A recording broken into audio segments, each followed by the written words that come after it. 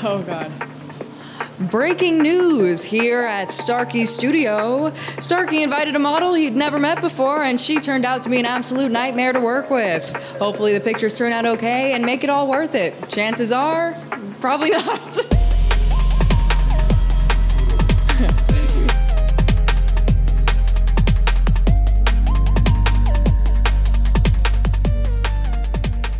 A couple days ago, I had to reschedule a photo shoot because our fashion stylist had an emergency come up. And I'm sure you've had this feeling before. It's extremely frustrating when you're excited to shoot and something happens, right? Anything can happen when you're working with other people, especially when there's several people involved. Who knows, right? And besides just being frustrated because you have a vision and plan and you want to execute it, it's also really annoying to reschedule, right? Especially if you're the one, like it is in my case here, the point of contact to connect everyone. I need to coordinate another date between the model, the hairstylist, the makeup artist, and the fashion stylist, and me. And so, in an attempt to avoid that, I thought I'd try not rescheduling. I was gonna see if the fashion stylist could possibly send over some clothes, and I'd asked the model if she could bring some extra pieces too. The model was down to make it happen, but expressed her concerns initially and then eventually was just like, can we just reschedule? Because she knows having a full team makes a big difference. Of course, she's right, and it really was the right decision from the beginning, but in my own, anxiety to shoot / laziness to reschedule, figured we could make it happen. Now, I've had many shoots over the years where I thought I did a great job, but felt like something was missing. 9 times out of 10, the thing that was missing was another person. Whether it was a makeup artist to add some variety to the looks that the model had put together, or even someone to help with set design and create a scene for the shoot. Having the right team is crucial. And as I just said, it's something I'm often hard-headed about and still struggling with to this day, to be honest. Either because I overestimate my own abilities or I'm honestly just being lazy. So I wanted to make this video to encourage you to not make this same mistake that I've made way too often. I want to share with you a couple reasons for why you should always work with a team of creatives and not shortchange your work. Please don't move from your position if you... My space. I will go where I please. You have to relinquish some control so that this can work, We have to, it's only gonna work. The first reason I have for you is that working with a team elevates your work. Your subject matters, right? Not just the person you pick as your subject, meaning the model or talent, whoever you're putting in front of the camera, but also how they look, where they are, what they're doing, all of these things. The image is made by what you put in front of the camera. Now, people will think your work is 10 times better if you have a team of professionals to amplify the looks that you're hoping to shoot. I've had models that are great at doing their own makeup or super stylish on the regular, but there's no replicating the difference when you have a professional who specializes in an individual element, an individual aspect of your image, and is there dedicated the whole shoot to making sure that one thing looks the best it can.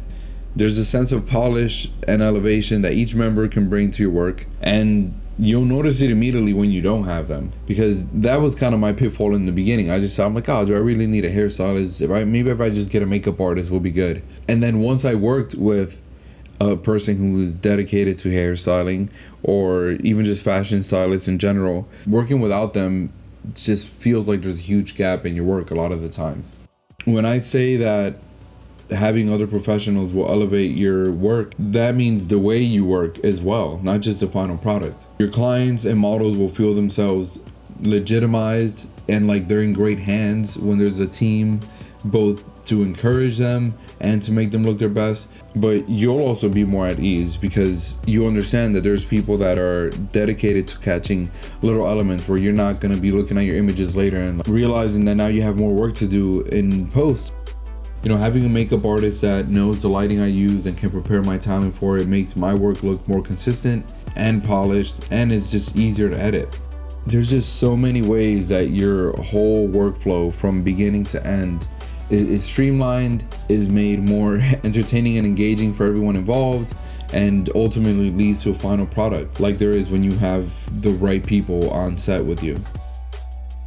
Beyond just having a smoother workflow, assembling a team will improve not only the quality of your work, but also your creative direction and execution. My name is Megan Levine. I like long walks on the beach. I'm a Taurus, and I did the worm at my college audition and smashed my chin on the ground. Perfect. The grand reveal. I personally think the Russian nesting doll should also be a part of the shoot.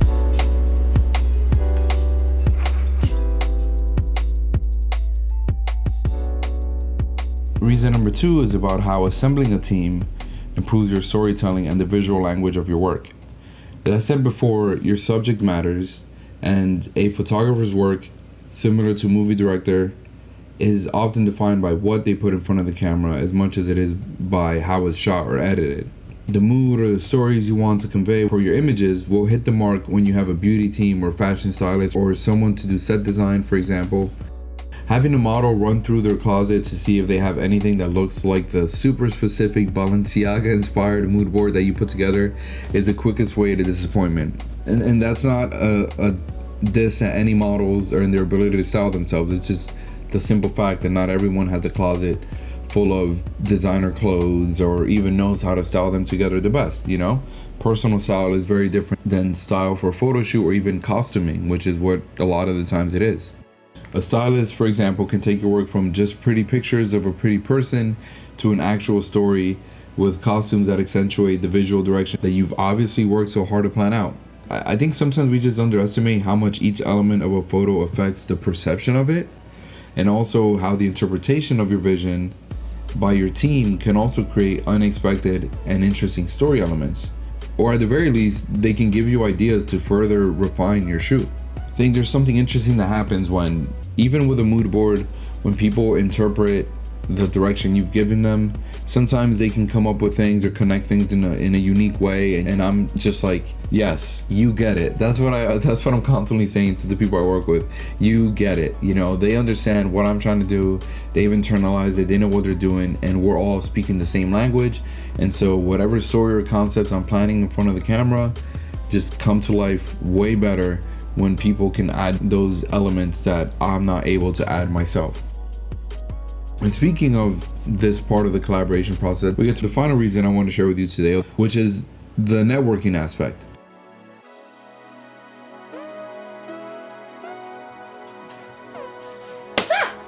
Why do you do it like that? That's how you do it! Sorry, should we be shooting? Yeah. So this third and final reason for working with a team is that they allow you to expand your network. So this is one, you know, the other two are more about workflow and like image and storytelling. This final reason focuses on the professional business side of it, right? Each new person you work with is a professional collaborator you can work with on future projects. Someone you can now refer to your clients, and someone you can also connect with other collaborators. One of the real joys for me, as introverted as I am and love to be by myself, is when I can connect people to each other and let them do their own thing. I love when I do a photo shoot and the members of the team then invite each other onto other jobs, when they're able to give each other a referral, or when they just plan projects together and do other things, you know? It was nice to hear recently actually from one of my hairstylists who told me that he had been invited by one of my makeup artists that he worked with on a shoot together on a job with her. And he was saying how it's such a pleasure to work with the people that I bring together. It was interesting and a really nice compliment that he said that their professionalism and great attitudes are also a reflection of who I am and the work that I do. And I never really thought about it that way. You know, I'm just trying to find people that I like to work with, that I don't mind seeing multiple times a week, you know, throughout the year. And they can understand me. I feel understood. I feel like I don't have to say as much. And the shoot's, you know, just to make a great shoot. But it was such a great encouragement and something that I'm passing along to you. When you become a trusted point of contact, you can connect others, but also bring goodwill to yourself. No one makes it in this industry alone, And with how lonely being a freelancer can be in general, it really helps to have a team that you trust with your work, but also people that you can help along their journey and know that they'll do the same for you. Marcos, can you do me a favor? Can you grab that tripod out of the frame? Thank you. I'm gonna throw a piece of fried. Yep. You have to catch it. Okay. Go ahead. 3, 2, 1. The reason I thought of that is because, as an artist, I've really always had this kind of lone wolf mindset. And it's really not the best. It's not the best way to be in this industry. I think there's a lot that having that mindset has led me to. I've really challenged myself a lot. I've learned a lot of things on my own, and love developing a sense of discipline, etc. And I love to compete, mostly just challenging myself. But in some ways, art has always been tied to competition for me. I sometimes will watch a sports documentary, and somehow that inspires me to be a creative. I'm like, oh yeah, the way they prepare, the way they compete, are not afraid of anybody, even though none of the work I do is inherently competitive. If anything, it's you kind of throw your work there after the fact and hope for the best.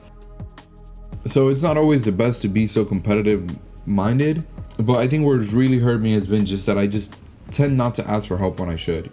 When I was saying earlier about overestimating my abilities and maybe not bringing the teams together that I should have, there's a lot of, like I said, it could be laziness. Sometimes it's really just not knowing the right people to call. Like, that's a thing too. And maybe I could make another video about that if somebody might find that helpful, about how to even just find these people in the first place.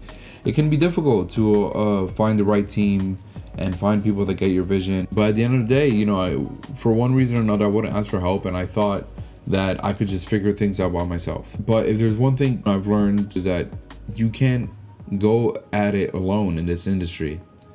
Not only will you need people to throw your name out there, but in the commercial space, the jobs that you would want to book are jobs that are going to require other people.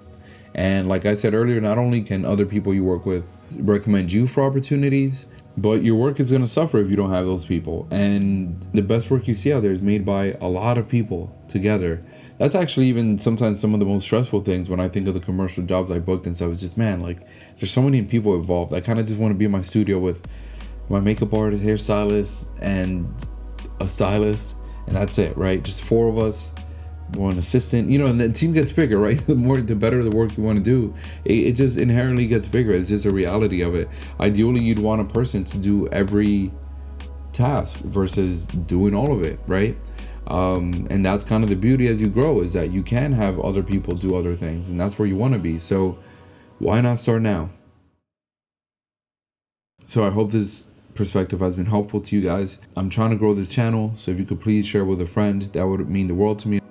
If you have any questions, drop them below, and let me know how your search for teams has been going. Have you generally found it difficult to find people to work with, and even to reach out to, or have you found people but something kind of goes wrong? Or have you had your team for years, and what have you learned from that experience? I would love to hear that, and yeah, let me know if there's any questions or anything you'd love me to cover in future videos. Thank you guys again for watching, and I'll see you in the next one. That should be good. Yeah, I see the necklaces. I didn't. Do you want fur or no fur? No fur. I think it's good for this. Yeah. Unless you think it needs it. Nah. Okay. All right. Look towards me. Let's just there you go, like that first. Perfect.